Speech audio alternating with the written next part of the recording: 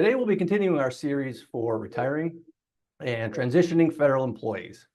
Today we're going to be addressing those of you in the Foreign Service or maybe any federal service who's been subject to a recent reduction in force. What do you do now? Focusing on a possible retirement decision or transitioning to a new role. I'm Andrew Chaffee. I'm an advisor at Appella's Reston, Virginia office. Joining me once again today is my colleague Shawn Steel. Shawn's a CFP professional and attorney, but most applicable to today's discussion, Shawn is an expert in federal benefits. So welcome, Shawn. Thank you, Andrew. We've also got a special guest joining us today, the founder of Web-Footed Consulting, Christina Ackley-Baumler. Christina is a career strategist and a coach who guides people to navigate layoffs, career pivots, and promotions with clarity and purpose. She brings more than 20 years of experience in communications, career coaching, and learning and development, guiding professionals to strengthen their personal brands and position themselves for strategic career moves. So welcome, Christina. Thank you, Andrew. Now, for those of you who may not be familiar with Appella, we are a firm of fee-only fiduciaries providing financial planning and investment management across all walks of life. For those of you who live outside the Washington, D.C. area, our firm does have offices throughout the country, but here in Reston, our office has served federal executives and professionals since it was founded back in the 90s. And it's safe to say that our commitment to federal and military professionals has always been a part of our DNA. Now, today's course is intended for those who may be affected by recent federal agency downsizing efforts. And if this doesn't describe your situation exactly, well, we'd encourage you to stick around anyway, as we'll be covering a number of retirement topics that likely will be of interest to you. Now, after listening to today's session, if you know somebody that would have benefited from today's course, we are recording this, and you are more than welcome to share the recording with them. Shawn, do you want to bring up your slides? You can bring them right up. So we're going to bring on our screen now. There you go. If you'd like to reach out to us and have a complimentary, no obligation, 15-minute conversation so that we can better understand your situation, go ahead and scan that code, and that'll bring you to a web page where, with just a little bit of information, we can reach out and get in touch. Now, if you decide after listening to today's webinar that at that time you'd like to get in touch with us, we will bring this up at the conclusion of today's webinar. And once we send out this course in a couple of days, the code will still be available for you to scan at that time. As we have in previous webinars, we're going to be using a question and answer format where I'm going to ask a series of questions to both Shawn and Christina to allow them to highlight some of the considerations as you reflect on your options in this time of transition. Now, we do have the Q&A function enabled for today's presentation, so feel free to ask any questions that are on your mind if it's something that we don't address in today's webinar. Now, with the number of viewers online, we may not be able to get to all questions for time constraints, but if we don't answer your question directly, we encourage you to reach out either through the QR code or anytime through our website at appellawealth.com. So with that, let's get started. Shawn, starting with you, there have been a number of agency rifts in the news recently, and I'm sure a question anybody affected by this has is how to cover their expenses until they find the next job. So maybe we start there. What are some steps that people can take to cover their expenses when they lose their paycheck from an unexpected job loss? Thank you, Andrew. And before we begin, let me just say thank you for joining us today. If you're joining today's class, the chances are you've been involved in the RIF, or maybe you're retiring earlier than you originally planned. And we know this is a very difficult time for you. We hope this class is helpful and provides you with some strategies and some tools to navigate this change. As we cover the topics today, I'm going to be covering each topic, both for people who are retiring earlier than expected and for people who have been unexpectedly laid off. So as we move through the topics, just know that we're going to be covering it for both people. If you have been unexpectedly laid off, we need to approach this from a multiple angles. We need to approach this from lots of different angles. We need to look at expenses. We need to potentially file for unemployment. We need to think about how we're going to supplement your income by using some of your savings. And we need to think about job search strategies. I'm going to cover the first three in the first part of today's class. And Christina is going to give us a lot of great strategies for how do we conduct that job search and how do we think about pivoting to our next career. So, all right, with that, let's get started. We're going to focus on the expense side of the equation first. And the goal here is we want to identify and reduce things that are discretionary and non-essential right now. You know, if you pay for most things with a credit card or debit card, you can just log into your account, run a report for the last 12 months of transactions. If you use budgeting software like Quicken, you can run a 12-month transaction report there as well. But the goal here is to kind of scan the list and just kind of look for things that you can eliminate. And I'll give you some ideas of things to look for. You know, anything that is kind of a subscription or automatic monthly charge that you can cancel, that's a great thing. You know, eating out right now is another good thing that you can reduce because, you know, it's a lot cheaper to go to the grocery store, buy groceries and cook than it is to eat in a restaurant. You know, if we can't find expenses that we can eliminate completely, can we find expenses that we can reduce? And we might need to get creative here. We might need to think outside the box a little bit. Just to give you a couple things to kind of think about, if we have a premium TV subscription, can we get by with streaming or the internet? Or can we change our package to a lower price package? You know, I mentioned kind of thinking outside the box a little bit. You know, if we looked at our cell phone plan, could we get by with a cheaper plan or maybe even switch carriers to a lower cost carrier? So we want to, you know, like I said, we want to approach this with some creativity and think outside the box. On the income side, let me give you a few other things that you can kind of look at. If you have a whole life policy, one of the things that you could do right now, chances are your whole life policy has some cash value in it. You could call your insurance company and say, hey, I'd like to use the cash value in the plan to pay my premiums right now, and that'll save you from having to write a check for your life insurance policy. After you've had a chance to kind of look at your expenses, one of the things that we do want to do is kind of figure out what are your essential expenses going to be right now. And if you just kind of take what your monthly expenses were before, subtract the expenses that you've identified that can be eliminated, that's going to give us a sense of what your essential expenses are. And for those of you who are retiring, this is going to be helpful for you too as well, because we do need to have a sense of what your expenses are, because we're probably going to need to supplement your pension with a distribution from savings. So we need to know how much do we need to pull out of savings every month to supplement your pension. Now, some ideas for ways that we can kind of increase our income. If you're married and your spouse is contributing to a 401k, let's say your spouse is maxing out the 401k contributions, right now I would consider scaling that back to the employer match. So for example, let's say that your spouse is contributing 15% of salary to the 401k, but the employer match is only up to 5%. If you scale back the contribution to 5% of salary, you're still taking advantage of the employer match and getting the free money, but you're giving yourself a little bit more income right now to help cover those monthly expenses. Now, while we're reducing expenses, we do also want to file, for those of you who've been laid off, we do also want to file for unemployment. Now, it's not unusual for people to have some hesitation about this, but this is going to be important. It's going to give us some income to help cover expenses while we're in transition right now. And it's going to help reduce the amount that you need every month to use from your savings, and it's going to help your savings last longer. So it's going to be really important.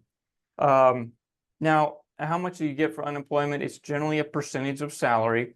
It's going to vary from state by state. And generally it's based on the last 52 weeks of your earnings. Now, you can file for unemployment if you're laid off, but if you resign, generally you're going to be ineligible for unemployment. And where you file is going to depend on where your duty station was. So if your duty station was here in the United States, you would file in the state where your last duty station was. If you were, a lot of people in today's class are probably foreign service officers. So if your duty station was outside the United States, you file in the state of your residence. So just to kind of give you a couple illustrations here, if your last duty station was here in Virginia, you would file with the Virginia Employment Commission. If you were working abroad, but you were a resident of the District of Columbia, you would file with the DC Office of Unemployment Compensation. Now you can see at the bottom of the screen here, I do have the unemployment benefit agencies for Virginia, District of Columbia, and Maryland. Their websites do have a lot of helpful information, so I'd encourage you to check them out. When you file for unemployment, a couple things you'll need to know. You will need copies of your SF-8 and your SF-50. These should have been provided to you at separation from federal service. A couple other things you'll need to know. You will need to continue job searching to remain eligible for unemployment benefits. And you do have to certify that you are continuing to job search about once a week. But most of the agencies have an automated process for this, so this really shouldn't be a burden. You know, they have a lot of information on their website about that process and what you need to do to remain eligible as well. So, Shawn, when people are looking at their savings to access cash in the event of a job loss, they might have different types of accounts. So is there an order in which they should access those accounts to help cover monthly expenses? Yeah, that's a good question. Now, whether you've been laid off unexpectedly or you're retiring perhaps a little earlier than expected, in either scenario, we're going to need to replace your paycheck. And I'm going to cover both scenarios, so stay with me as we work through this. Now, if you're laid off, unemployment may not be enough to cover your monthly expenses. Now, if you're married and your spouse works, your spouse's salary may help cover some of those expenses, but we may need to use some of your savings to cover your expenses while we're going through this transition. Now, the first place that we wanted to look is your emergency fund. Okay, this is exactly what we have emergency funds for. You know, we have emergency funds so if something bad happens, we have something that's liquid and available to us right away. So that's the first place that we want to look. Now, if you exhaust your emergency fund or you don't have one, the next place I would look would be a brokerage account. Now, this is just an account that you would have at a custodian like Charles Schwab or Fidelity. The nice thing about brokerage accounts is these are not retirement accounts. So with retirement accounts, you do have restrictions on when and how you can use the money. The good news with brokerage accounts is there are no restrictions on when and how we can use that money. So that's going to be something that's easily accessible to us. You know, in our practice, we quite often times will recommend people, you know, include an allocation to short-term bonds in their brokerage account, just so it acts as a backup emergency fund, just for, you know, times like these. Now, one other related place to take a look, if your spouse happens to work in a corporate setting and your spouse receives company stock as part of your spouse's compensation, what we have noticed is people, those shares tend to accumulate as they vest. So if your spouse is receiving company stock as part of your spouse's compensation, check and see if you have some company stock that you can sell. That would be a good thing to use to help fund your expenses right now.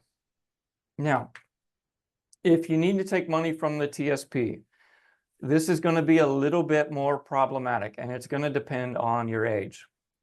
Now, you may have heard that you can take a financial hardship withdrawal from the TSP. There's a couple catches to that we need to be aware of.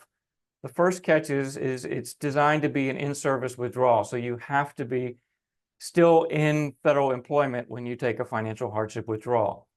The other catch that we need to know is if we're under age 59 and a half, a 10% tax penalty is going to apply. So the thing that we want to keep in mind about the TSP is the TSP is a retirement account. And anytime we have any type of retirement account, there's generally going to be restrictions on when and how we can take the money out. And the general rule that we need to know is that if you're 59 and a half and younger, if you're younger than 59 and a half, you can't take money out of the retirement account without incurring a 10% tax penalty. Now, for those of you who are retiring, there is an exception to this rule. We can take money out of the TSP if you separate from service in the year that you are 55 or older. So for those of you who are retiring a little early than expected, you could take money out of the TSP if you separate in the year that you were 55 or older without incurring that 10% tax penalty. Now, you're still going to have to pay ordinary income tax on whatever you take out. Now, I'm going to assume most people in today's class have a tax-deferred TSP because we generally see that as being very, very common. And so when we take money out, we need to think about the tax implications for that.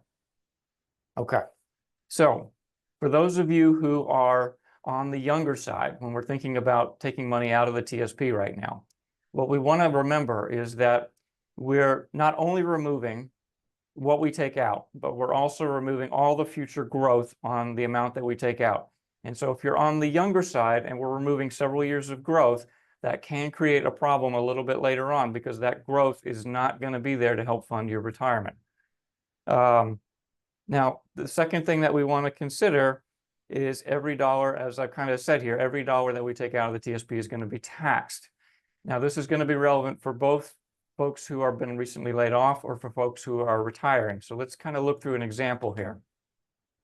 Now, our office is in Reston, Virginia. We're a suburb of Washington, D.C.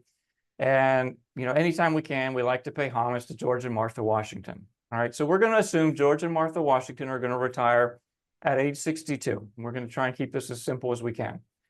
And we're going to assume that their living expenses are $120,000 a year plus $10,000 for travel. So their total expenses are $130,000. And they've got a $40,000 pension. Now, for those of you who are still working age, you could think of the $40,000 pension as spouse's income or unemployment benefits. But just think of the $40,000 as we've got $40,000 of income. Okay, so of our $130,000 of expenses, we can cover $40,000 from our income. That leaves us with $90,000 of expenses that we still need to cover. Now, I have a question for you. Let's assume we're going to fund this by taking money out of the TSP, and let's assume it's a tax-deferred TSP. How much do we have to take out to cover our $90,000? And is it $90,000 or something else? Now, you can probably guess by the way I'm asking the question that the answer is not $90,000, and you would be right. Okay, to fund our $90,000, we have to take out $115,000. So why is it that we have to take out $25,000 more than what we need for our expenses? The answer is we got to make sure we're including both what you need for your expenses and for your taxes. So let's look at this example a little bit more. So we take out $115,000 from the TSP plus our $40,000 of income. That gives us total resources of $155,000. But we got to pay the taxes on this. We've got federal and state income tax. So if we subtract the $17,000 for federal income tax and the $7,700 for state income tax from our total resources, that gives us the $130,000 that we need for our living expenses. Now, for those of you who are retiring, this is where financial planning can be very, very helpful because we want to make sure that the amount that you're taking out of savings is sustainable, meaning we're not going to exhaust your savings before we get to the end of retirement. Now, when we do financial planning, we look at your goals, your expenses, your income, and we map it out year by year by year from now all the way to the end of retirement. And seeing that you can get to the end of retirement without running out of money gives you a lot of confidence to know that, yes, I can afford to do this. Now, for those of you who are working age, this kind of highlights the problem of taking money out of the TSP because I did not include the 10% tax penalty in this tax calculation. But if I did, it would have meant that we had to take even more money out of our TSP. So for this reason, we kind of want to consider the TSP to be the thing that we turn to as last resort. So let me give you a couple other options to look at besides the TSP. Okay, the other option to look at is if you have an inherited IRA. That's another resource that you can use right now. An inherited IRA is just simply an IRA that you receive perhaps from a parent, a friend, a family member, but they're different than your retirement accounts in your name. And what's different about an inherited IRA is you can take money out of it at any time without incurring a 10% tax penalty. All right, you're still going to owe ordinary income tax on whatever you take out, assuming it's a tax-deferred IRA, but you're going to avoid that 10% tax penalty. Okay. The second place that I would look is if your spouse has a 401k, you might want to consider taking a 401k loan right now. The advantage of that is when we take a loan from the 401k, it does not trigger tax. So if we think back to the example that we just kind of talked through when we had to cover our $90,000, but we had to pull out a lot more because we had to cover the tax. With the 401k loan, we don't have to cover the tax because it doesn't trigger the tax. We can just cover what you need for your expenses. So a couple things that you need to know about the 401k loan is interest is paid by the borrower back to the borrower's 401k. So you can kind of think of this like paying yourself interest. If your spouse were to lose his or her job, the loan would be doable at that come due at that point. But if you couldn't pay it, it would just be considered a taxable distribution from your 401k. So those are a couple options to look at and ways of funding your expenses as you're trying to work through this. And again, we have the order in which we would kind of, withdraw from these accounts listed up here on the screen. Yeah, thanks, Shawn. That's great tips in coming up with the cash in the absence of that paycheck. Another impact that people will see when they lose their job, health insurance. So for those that maybe recently lost a job, how do they keep their health insurance now that they don't have that employment benefit? Yeah, that's a good question. Okay, so if you're not old enough to retire, let's handle that situation first. Okay, your health insurance is going to be extended for 31 days after you separate from federal service. Now, since it lasts for only 31 days, we need to think about what are my options after that initial 31 days. All right, well, one option is you have the option to enroll in what's called temporary continuation of coverage. I know that's a mouthful, but that's really just the federal government's equivalent of COBRA. Now, a couple things we need to know about keeping our federal employee health insurance via the temporary continuation of coverage route. One is the government's going to stop paying its part of the premium. So you're going to pay full premiums. There's in addition to that, you're going to pay an additional 2% on top of that. So the cost of keeping your health insurance this route is going to be a lot more expensive than what you're accustomed to. So some ideas to consider. If the premiums are a little bit higher than what you want to pay right now, you could consider changing your plan to a plan that has less expensive premiums. What you can do is go on to OPM's website. They have a compare OPM health plans. You can put in your zip code and you can see all the plans that are available based on your zip code. And they list the plan, the company, the premiums, they list some basic information. So you can check out OPM's website for additional information on that. The other place to look would be potentially the Affordable Care Act Marketplace. If you go through either of these options, we would suggest setting it up so that your premiums are paid automatically so that you don't have a break in coverage on accident because you forgot to mail something in the mail. Now, if you're married, I have one other option for you, and this is probably going to be the most affordable. If your spouse works, you may be able to get health insurance through your spouse's employer. So let's kind of walk through a little bit of an example here. Let's say that your family was covered under your federal employee health plan. You were unexpectedly laid off. That is a qualifying life event. So you can enroll in a health plan without having it to be the regular open season. So you can see what plans are available through your spouse's employer, and chances are that is going to be your most affordable option. And if we think back to what we started class with about reducing expenses, this would be a way for us to temporarily reduce expenses while we're going through this.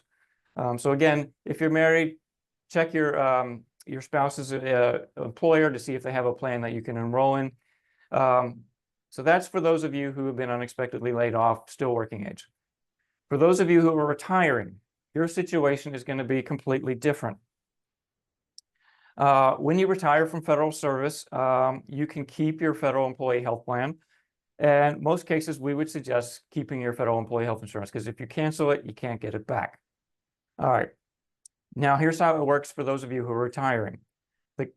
Your premiums are going to stay the same. The government is going to continue to pay its part of the premiums, just as it was before.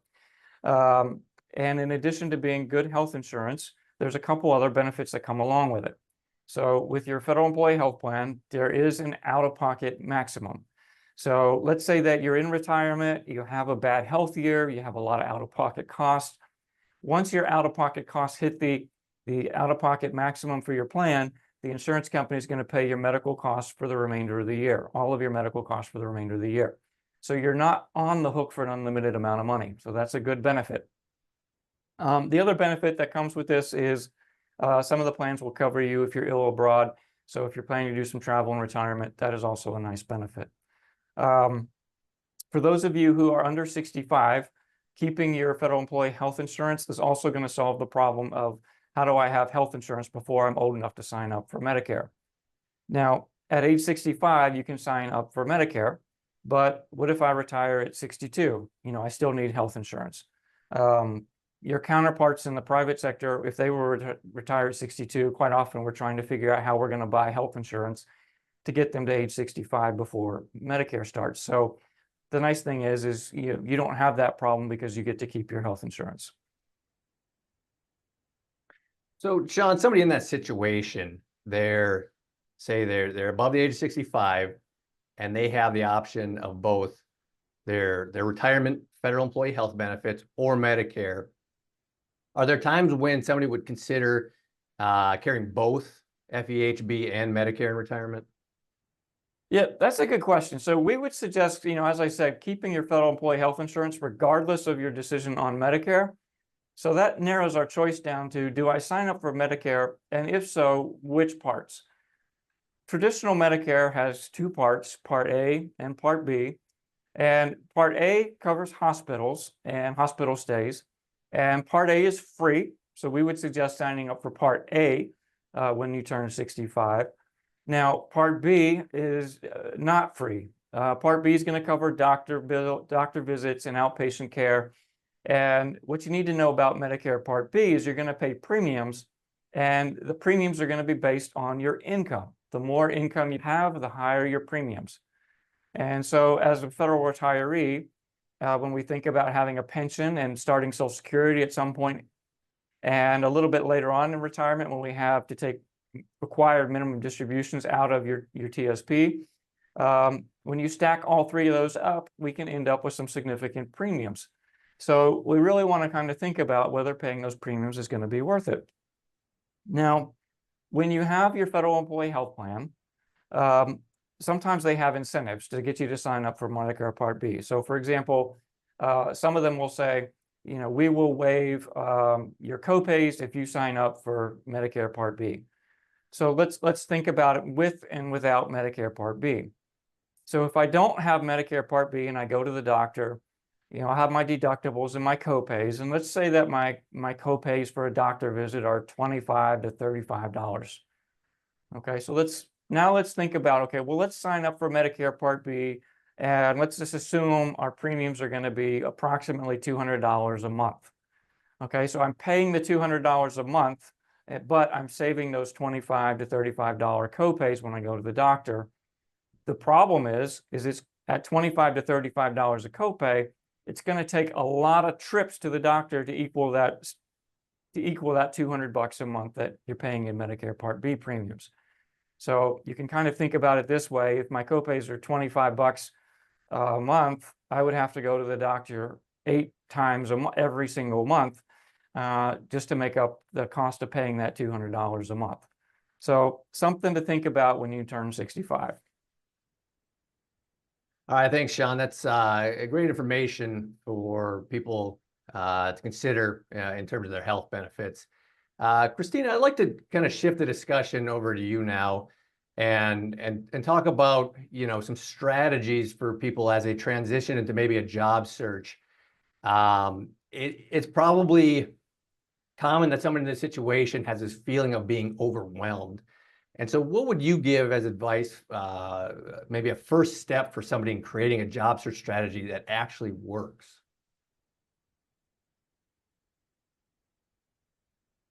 There we go. Just getting myself off mute. Thank you. I think the biggest challenge is being very deliberate with your job search. Right now, a lot of us have heard the term throw spaghetti at the wall. And I think that's one of the challenges that you run into is you are so overwhelmed. There are so many different things that you can do. You just throw everything out there and you are replying to the easy applies. You are reaching out to your network. You are trying to target one specific company. You are doing all of these different things, and it can be very quickly overwhelming. You're also, if you've done unemployment, you're also trying to meet the requests that you need to do to keep unemployment. So there are so many different things out there that you have to work on and balance. And what I really try and advise my clients and friends and LinkedIn followers is be a little bit more deliberate. If you find yourself unexpectedly out of a position, take a minute to take a breath, think about things, chart your course, and figure out how you want to move through your career search, because you can step in and step out with the different approaches. But if you try and do everything all at once, you're going to end up with a big mess that's really hard to navigate through. And that's probably a good segue, Andrew, for me to pop in and talk a little bit about one way to get started with your brand and your career edge. And so let's talk a little bit about positioning yourself with purpose. Thank you so much. I've already gotten a great introduction from Andrew. I'll talk a little bit more about myself, and then I'll also cover what personal branding means and why it matters. I give you a little bit of an overview of something I call a career GPS, which is a helpful tool I use with my clients to get them started. We'll define an opening hook with a guided exercise, and then in the end, I will actually open up a chance for somebody to win a 30-minute personal brand coaching session with me. So, as Andrew mentioned, I've got more than 20 years guiding leaders through change. I worked at companies such as VeriSign, Freddie Mac, and CGI Federal.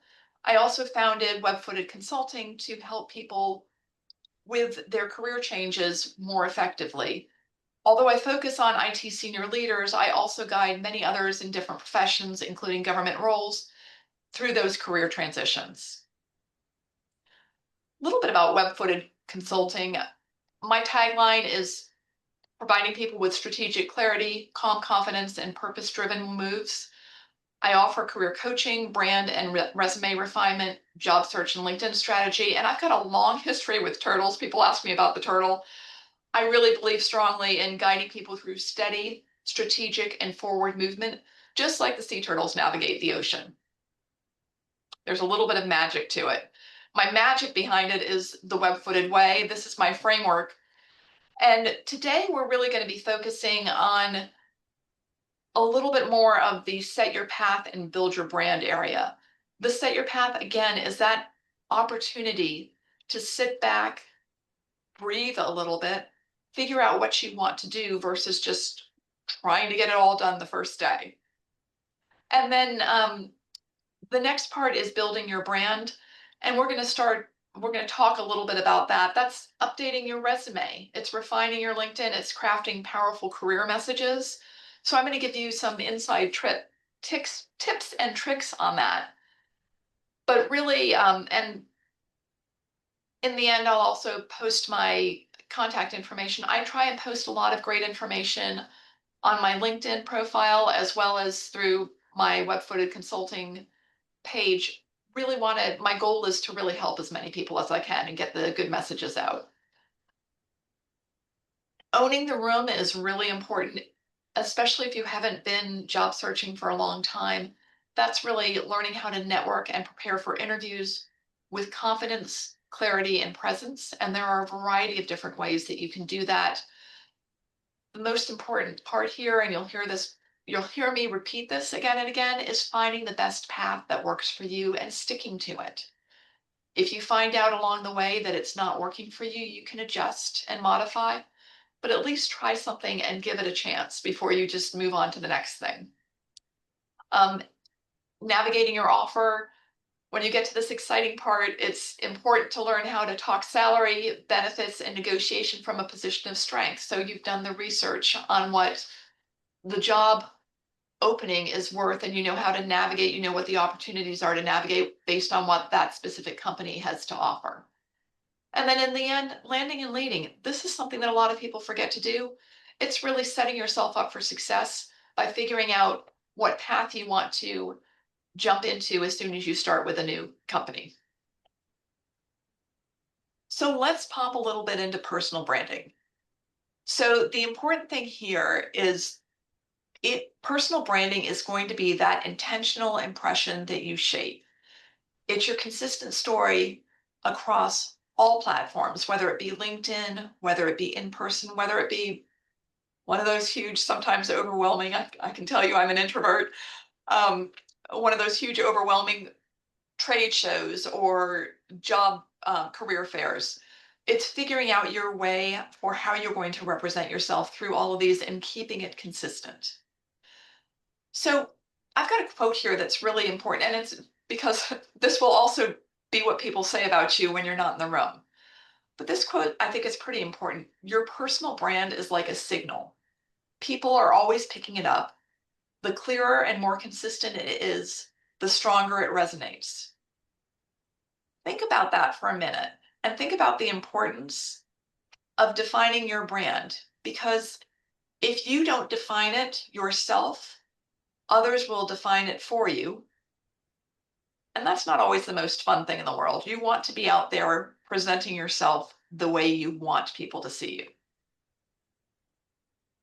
So to give you a little bit more information in what that looks like, Mother Teresa, there's no doubt in anybody's mind that she was absolutely a compassion and service in the work that she did. Oprah Winfrey, we see so much empathy. I mean, even if it's the, hey, you're going to get this and you're going to get that in one of her sessions, helping people who might be a little bit on the down and out side. But she's also great with empowerment and making people feel good about themselves and feel like they really can succeed. Brene Brown is really known for getting right out there and showing her vulnerability and being telling these stories that you're sort of like, wow, did she just actually get out there and share that? She's vulnerable. She's sharing information about herself, and that takes courage. And then, of course, going way back to one of my old favorites, Mr. Rogers, there's no doubt he was always the paragon of kindness and trust. And he was somebody that you always knew what to expect with. And that's one of the big things that personal brands do, is they give you this opportunity to show people what to expect. So one of the steps that I use to help people define their personal brand and sort of set guidelines for themselves as they are moving forward. And by the way, this will be sent out in a follow-up message. So you'll get the template and some instructions. This career GPS is really your bridge between your brand and your career strategy. It's going to help you gain clarity, focus. It's going to help you really support the decisions that you make, and it's also going to help you gain some easier referrals. This will work for you in a search, in a promotion, or in a pivot. And this is available for those people who aren't participating in the session right now, but maybe listening later on. You can request a copy of this on my webfootedconsulting.com website. Participants will also get this in the follow-up message. This downloadable copy, you're seeing the main page of it right now. The downloadable copy will give you updates, or excuse me, instructions for how to update each section. It will also talk about how you can apply it in your career search. And then, of course, it provides this actual template you can customize for yourself. I wanted to take a minute to just break down what these different sections are. The professional objective is your North Star. Think of it as your North Star. It is telling people what you want to do. And unlike a resume, which when you apply for a job, the hiring manager or recruiter is going to assume your objective is to get that job. A resume you provide a summary on, this you provide your objective on. And remember, you're sharing this with people in general to show them what you want. It's going to have some really high-level statements that show what you want to do and what you bring to people, what you bring to an organization. The core competencies, and these can be on your resume, they can be on your LinkedIn as well. They're really going to show, and really the big thing I have to encourage everybody, keep this to one page, but these are going to show some of the highlights of what you're interested in doing and what you might bring so far as your experience and background goes to different opportunities. The target functions, what level of job do you want? This is important to some people, and it gives people a little bit of an idea of where to get started. But then you can also, if you have a diverse set of interests that you're going to be pursuing, you can list that here as well, so people get an idea of what types of jobs they might be interested in recommending you for. Your culture fit, these are your non-negotiables. You can actually double check, maybe there's a company that is a startup, they're going to be really crazy, excited, there's going to be a lot of high energy, they're going to be expecting quick turnaround. It might not be your thing. You might be more interested in a people-oriented atmosphere that maybe lets you have a little bit more opportunity to think and collaborate with folks. You may also want a more diverse organization, or you may want somebody that really, or you may want an organization that really prides itself on very driven accountability. So these are some things that you put in, and the big reason that this is important is as you're looking for different jobs, it helps you remind yourself of what type of company to look for. If they're not going to fit your values, if you're not going to be a good cultural fit, they may not be the ones that you want to have on your list of companies to apply to.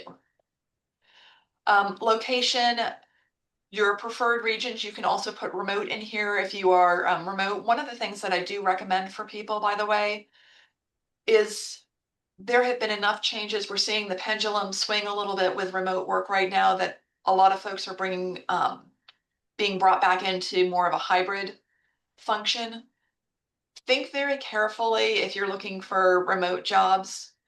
You may still want to have a job that is in close proximity to where you live, or you may want to have the flexibility to travel there very often because at some point in time that company may want you in the office more often. You just want to be prepared for that. And then this is part of my favorite part, and I've got a lot of I've got a lot of different target industries and companies here, but this is where you are listing your different target companies that you want to work for in the different industries. So I typically recommend people come up with 4 to 5 names. I added a little bit more in here so you could get a broader perspective. But what you're going to do is after you've identified this, you're going to be sitting down with somebody, you're going to be having a networking session. You are going to bring this document and your resume with you, and you're going to say, these are the companies that I'm looking at. Do you think I would be a good fit at these companies? Do you know anybody at these companies that you could introduce me to? Are there any companies similar to the ones that I've identified here that I haven't noted, that I haven't put down that you think I should be targeting?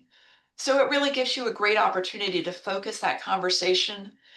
And when you have one of those days, and it will come when you're like, "Ah, gosh, I'm not getting what I want, what I need through this job search," you're going to pull this document back out. You're going to look at it and you're going to say, have I really done what I need to do to be ready to move into those companies? Do I have contacts who are going to be willing to refer me? And am I going to be ready to go when it's time, when that perfect job pops up there? So I talked a little bit about letting it guide your networking.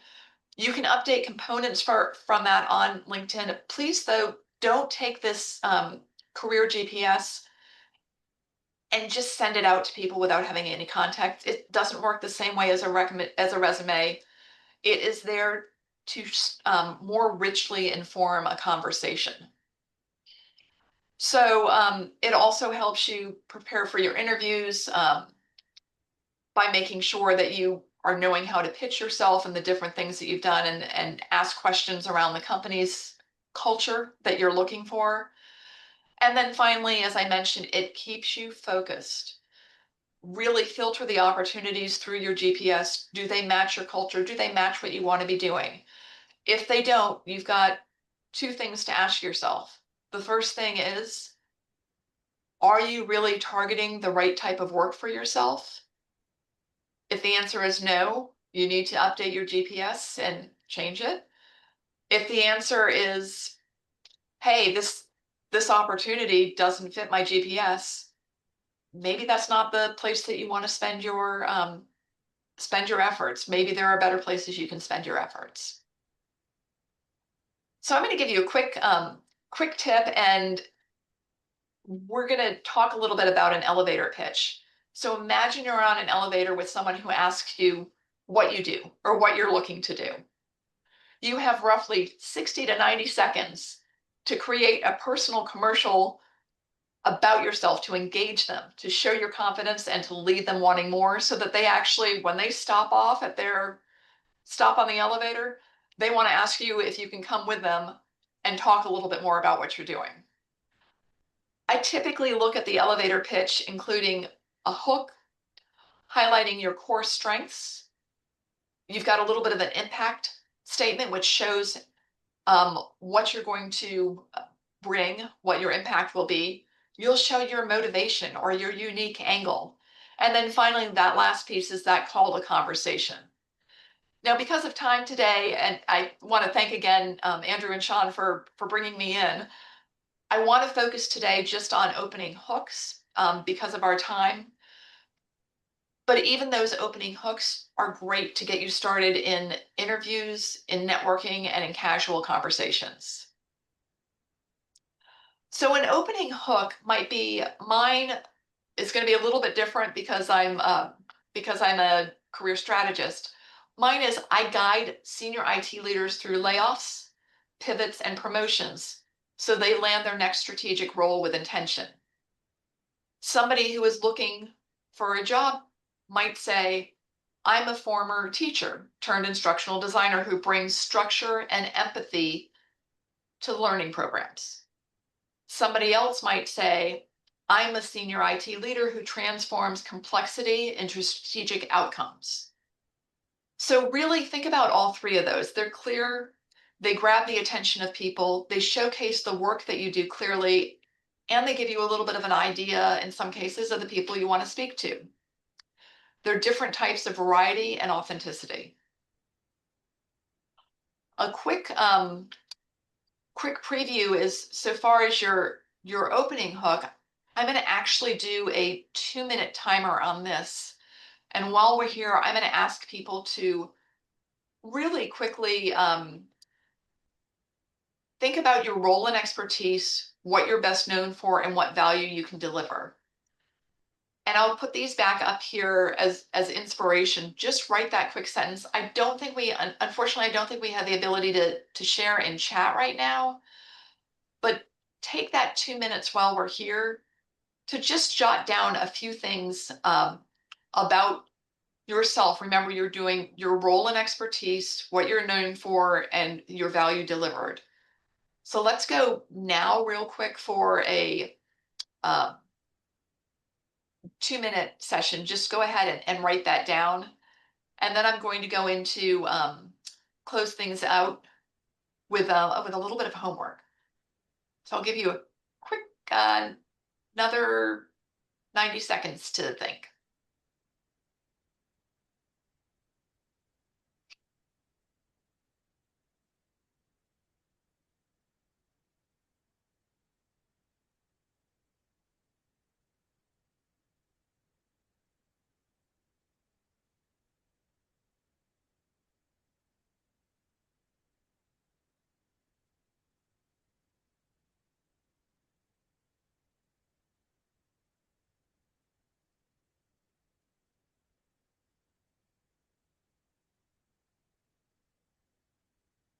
Here's your 60-second reminder.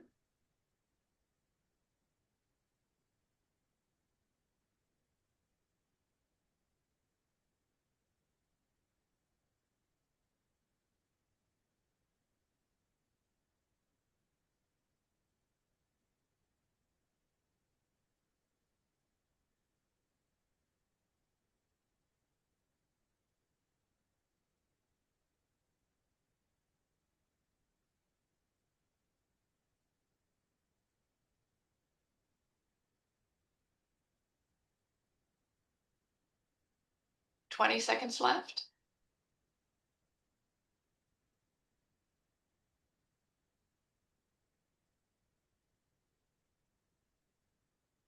And just put those refining moments to it. And hopefully that gives you something real that you can take away with you for this session, as well as the GPS will be coming your way. So I'd like to give everybody homework. I'm not a teacher, always had aspirations of a little bit of teaching. So this is always something to get you to commit for yourself. And that is refine your opening hook and then build it out into that full 60 to 90 second elevator pitch. Test that elevator pitch on 2 people for this week. That can be your kids. My kids have certainly heard plenty of elevator pitches from me over the years. Your spouse, people you know who are looking for different jobs. You can, even if you've seen some people on here who you know, talk to them as well.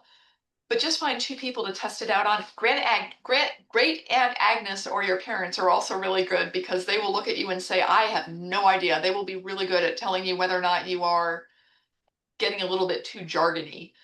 And that will really help. No matter where you go, it will help you be able to carry that information out. The other thing is, take careful note of their reactions. Know what resonated and where you might want to adjust. And then finally,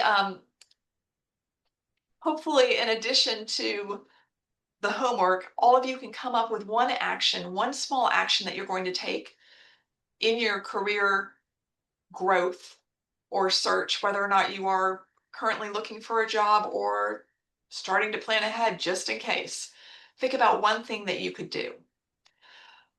By 8 o'clock tonight, so within the next Eastern, within the next 3 hours, if you send me a note to kbaumler at webfootedconsulting.com with the subject line workshop follow-up, I'm going to be picking one person from all of the respondents.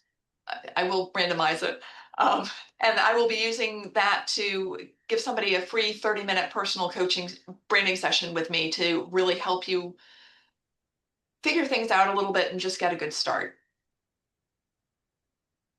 The last thing, thank you again so much. Anybody, my LinkedIn is always open. My website is always open. My emails, I'm not as good at answering as my LinkedIn. I'll be very open. But I just really wanted to thank you for the opportunity to share some ideas for you. And then really just remind you, your brand is a signal for you. Your GPS is your direction. Thank you. Thanks, Christina. That's some great strategies for our listeners to employ when conducting their job search. Shawn, to kind of close out, I want to pivot back to you to discuss maybe that scenario of, somebody that's leaving federal service permanently. Maybe they've employed some of Christina's strategies and they've got that next job and it's outside of the federal government, or maybe it's a retiree who's retiring and they won't be going back to work. What is something they should consider doing with the TSP now that they've left federal government service? Yeah, so, let's fast forward to when you've gotten your next position. You're going to have three options, okay? The first option is you can leave it in the TSP. The second option is you can roll it over to an IRA.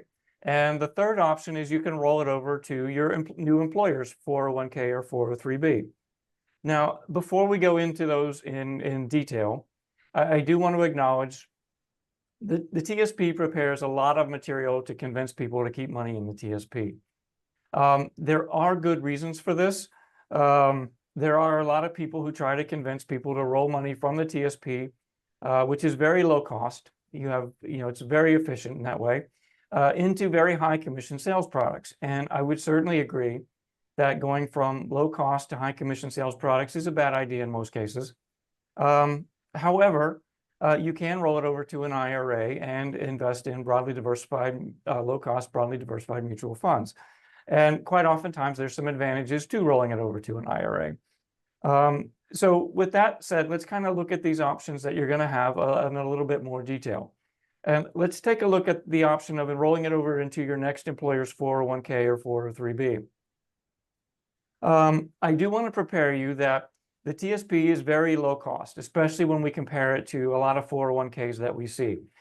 So I do want to prepare you that the expense ratios that you're going to see in a 401k or 403b may be quite a bit higher than what you're accustomed to. And there's a lot of reasons for that.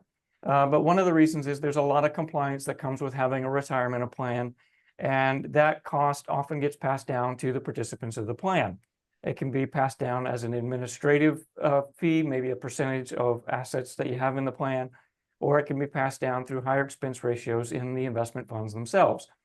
Now, the reason I mention that is before you roll your TSP over to a new employer plan, you want to make sure you understand what the expenses of the plan are, because like I said, they're going to be a little higher than what you're accustomed to. And if they are high on the high side, probably don't want to roll your TSP over into the new employer plan. The reason for that is academic research says, better investment performance is associated with lower expenses. In other words, you can kind of think of it this way: the less I pay, the more the growth in my account I'm going to get to keep. So that's really how it boils down. Now, let's kind of let's pivot off of that and look at our next choice, which is to roll it over to an IRA.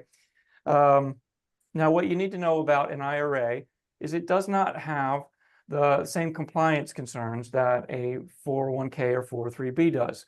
So you don't have that same concern about expenses. The other thing that you have with an IRA is you're not limited to just the investment choices in that plan. You have the whole world available to you. So you can roll your TSP over to an IRA and invest in broadly diversified low-cost mutual funds, just like what you have in the TSP. And it's not necessarily going to result in, paying more fees. So let me just share one thing with you. Give me just a second here to share my screen. So just to kind of prove the point, I have the 5 funds in the TSP on the left side.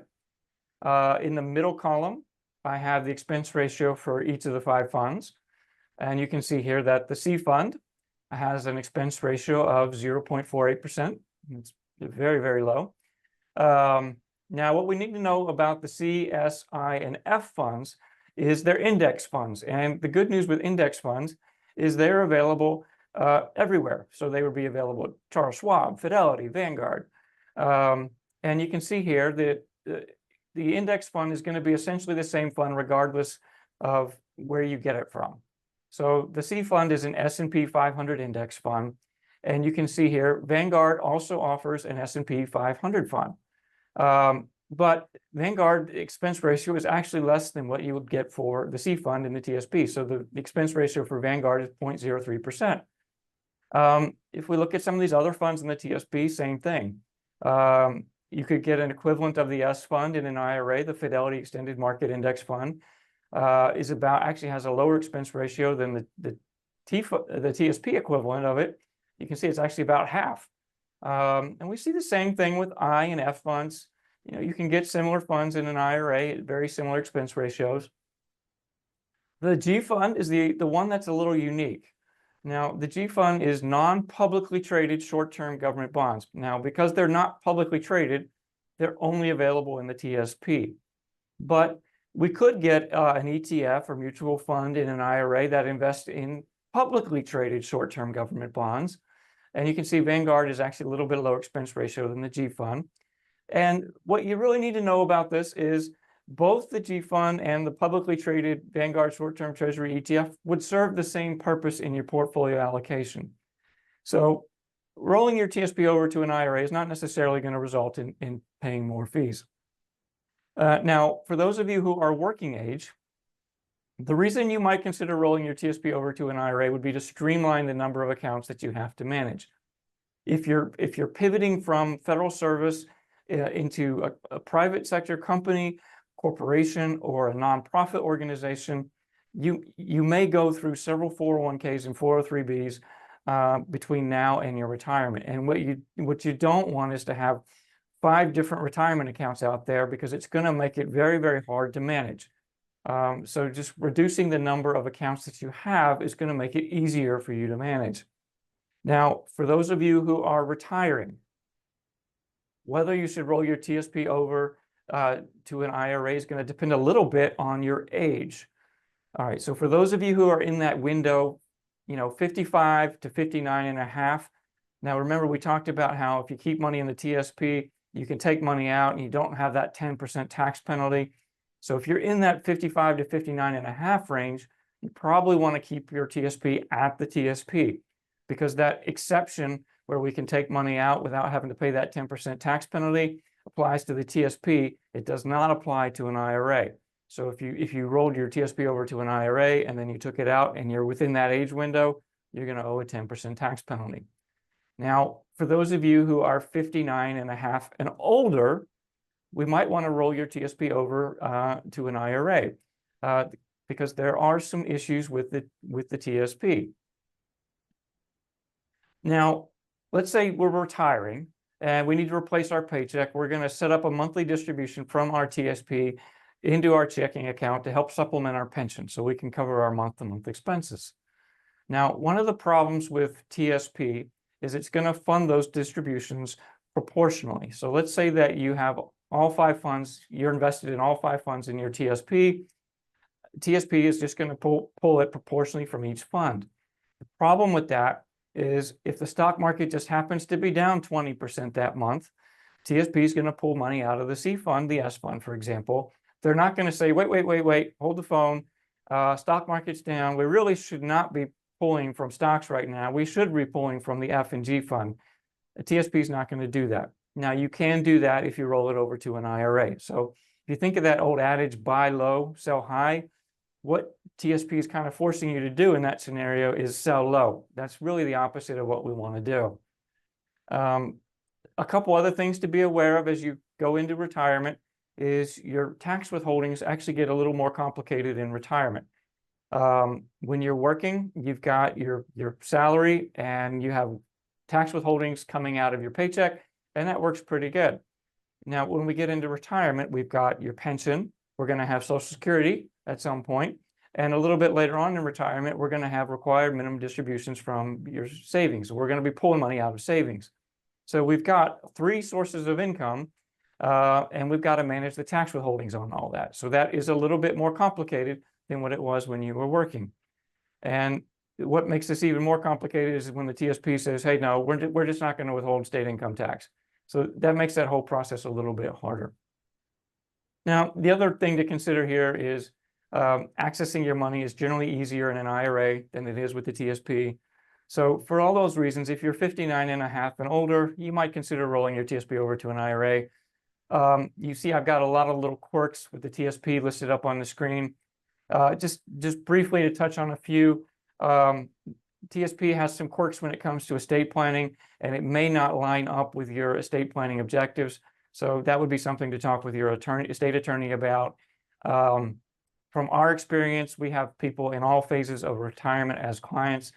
And I can tell you, if we think about people that we know in their late 80s, in our 90s, so think about people in your life that you know that are kind of in those later retirement years.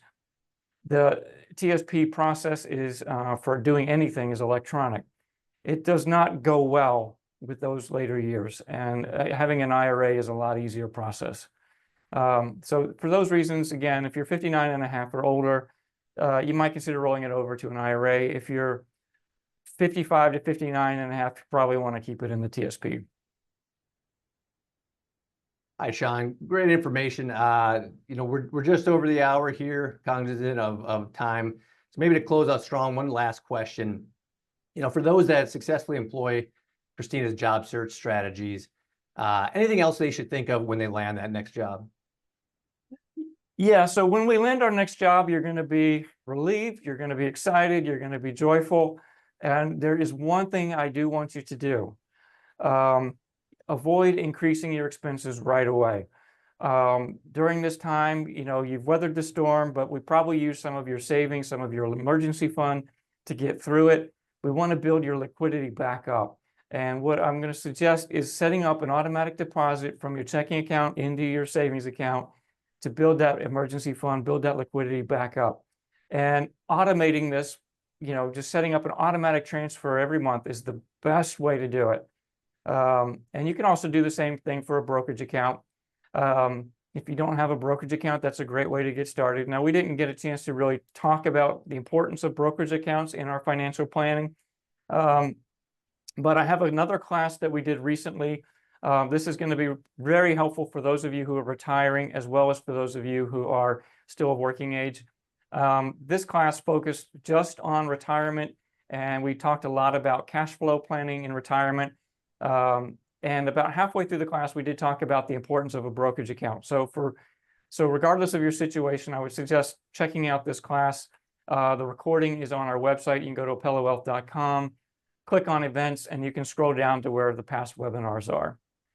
And then one other resource for you is on our blog. We have a bunch of educational articles. You can scroll down. You see this article's got a catchy title. It'll give you a little more information on the importance of including a brokerage account as part of your financial plan. And also it gives you a little bit of some tips and strategies for how to get one started. And with that, we will open it up for questions. While Andrew is looking at the questions, I do want to mention, if you found today's class to be helpful and valuable, I do want to let you know we do have Apella Academy classes all the time. They cover a wide variety of topics. So please feel free to follow us on LinkedIn. We post all our upcoming classes on there. You are welcome to, look and see what looks interesting to you, and feel free to attend as many as you would like. They are open to anyone that wants to attend. And if you have friends that would benefit from learning about a particular topic, please feel free to encourage them to attend as well. Thanks, Shawn. In the interest of time, I think we're going to forego the questions today. If you do have individual questions, we encourage you to reach out either through the QR code that you see on your screen now, or anytime by visiting our website at apellawealth.com. So on behalf of everybody at Apella Wealth, as well as Web-Footed Consulting, we'd like to thank you for your attendance today. We will be sharing this recorded webinar in a few days' time. And until the next time, we look forward to you joining the next Apella Academy webinar. Take care.